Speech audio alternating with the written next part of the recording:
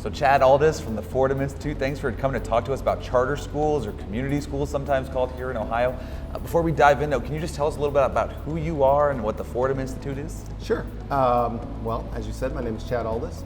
I lead the Fordham Institute's policy and advocacy work in the state of Ohio. We're based in Columbus.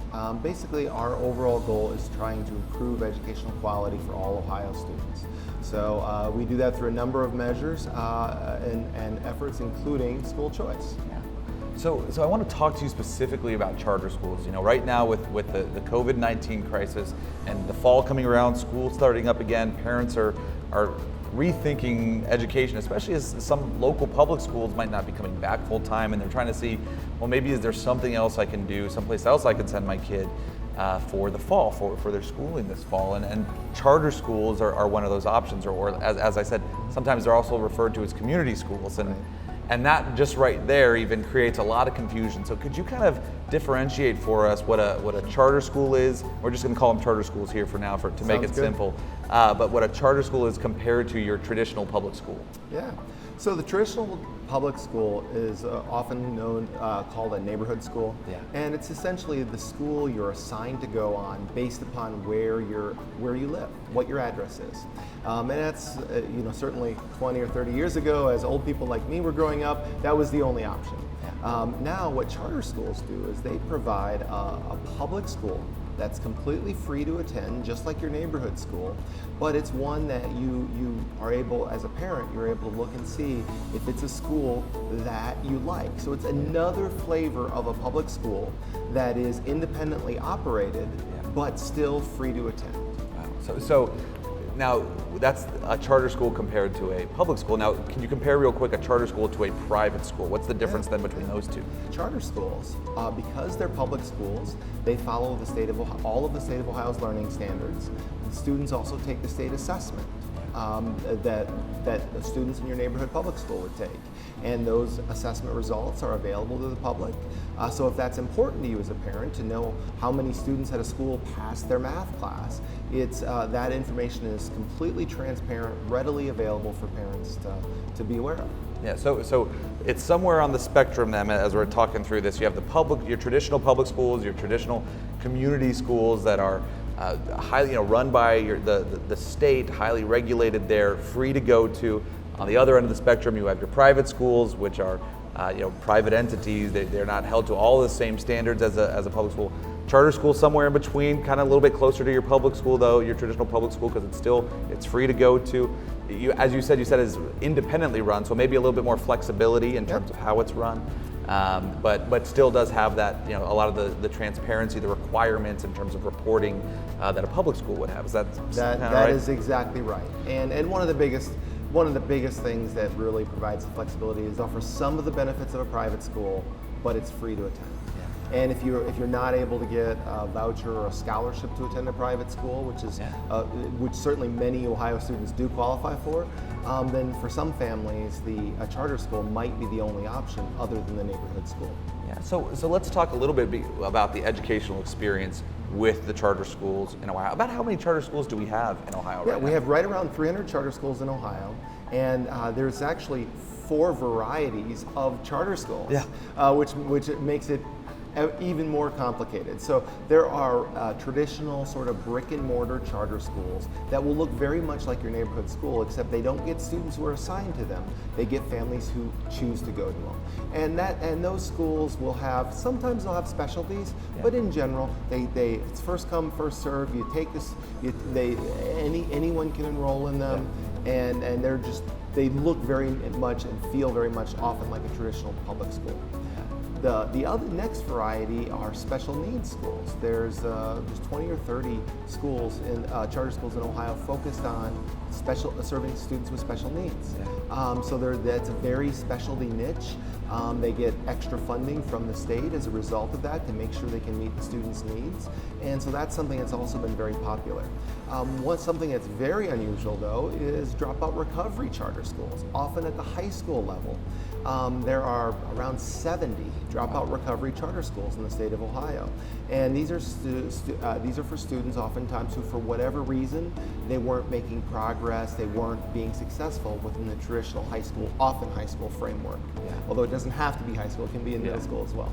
And then the final one, which is getting a lot of attention these days, the final option is the online charter school or the virtual charter school. Yeah. And Ohio has one of the largest online charter school sectors in the country.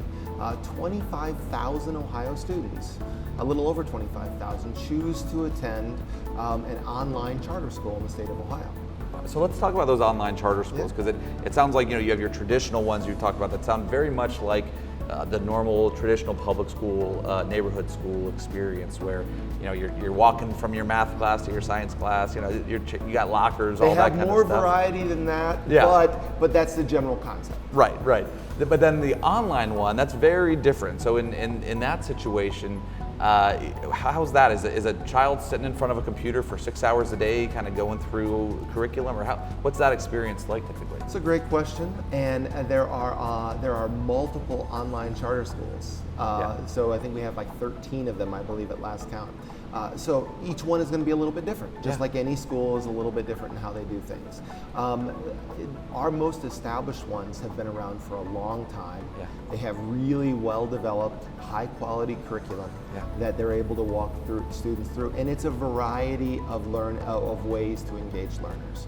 So there's online work, there's offline work. Some of them have real-time classes with students, and then some of them will have recorded classes. So it runs the gamut based upon the class and the school you're in. So one of the great things is, and this shouldn't surprise a parent looking for an online school, is they should have a really good website. Yeah. So you should be able to go to that school and that school's website and take a look at it and say, okay, how do you run your classes? Yeah. And make sure, because we're blessed to have such a variety of options in the online charter school space, find one that meets your needs. Yeah. That will be a good fit for your child. Yeah. No, so with those online schools, are they just like the brick and mortars one? They're free to attend. Any student can say, hey, I'm going to go to this school then? They're not only free to attend, but by law, the online charter school has to provide the family with a computer.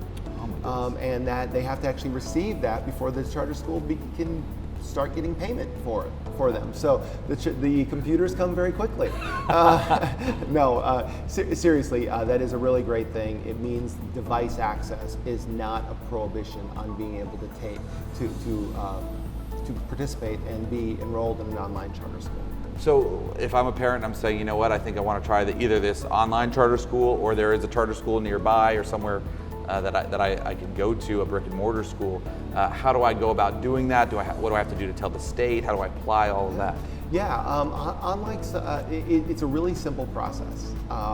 Basically, you go to the school or you contact the school to the website. It's very similar to if you moved across town and you got to find out what your new school is. You look and see what schools are near you, or you call the school district office. The same thing happens with a charter school. If you were looking and you find a charter school in your area that you've heard good things about, or that you think would be a good fit based on your online sort of looking around, then you give the school a call or send them an email. And the process should be very simple for families. Charter schools, again, are public schools. They have to accept students. There's no admissions tests. There's no enrollment criteria you have to meet. So that should make parents feel pretty good, especially at this time when there's so many questions about what's available to them. A charter school for some families are going to be a very good option. Are there deadlines that they got to be thinking about right now? Well, right now, charter schools can take students throughout the year. So they don't have an official deadline in that regard. Now, there are charter schools that fill up. I say they have to take you, but not if they don't have space available. So Ohio law does create a very defined process on if a charter school is over capacity. If they have more students than they can serve, they've established a fair process that has a lottery and then a waiting list. And at this time of year, charter schools that are oversubscribed would already have a waiting list. So if a family is really interested in that, they can go and they can actually be added usually to that waiting list. And then next year, they can, if they don't end up getting in this year, then they can go through the school's application process, which is, it varies by school. It's not set, so schools have flexibility, but it's often in early winter, December to February type time frame. Yeah. So I'm hearing this. The parents say, you know what, I'm going to look into this. Where should they start to see whether it's a brick and mortar school or one of these other 3 options, or an online? Where should they go to start for something like always, when you're doing this, it's important to crowdsource it. Yeah. So I would always recommend families to talk to other families in their area who maybe have tried it, because it's just like, you rarely go to a restaurant these days without looking to see what the reviews are. You don't buy anything on Amazon. So you do need to know what other people's experience is. But then the other thing you can do there are some websites out there. GreatSchools.org is out there, and they have a rating system for schools. Charter schools also all get an Ohio State report card, so they can go to Ohio School Report Card and look for charter schools in their area. And then there are probably other websites out there as well, but those are probably 2 of the best resources for Ohio families. For sure, and we'll put all those resources and any other ones we think would be helpful for parents trying to take those next steps here with the video on the website. So Chad Aldis from the Fordham Institute, thank you so much for being gracious with your time. My pleasure. For sure.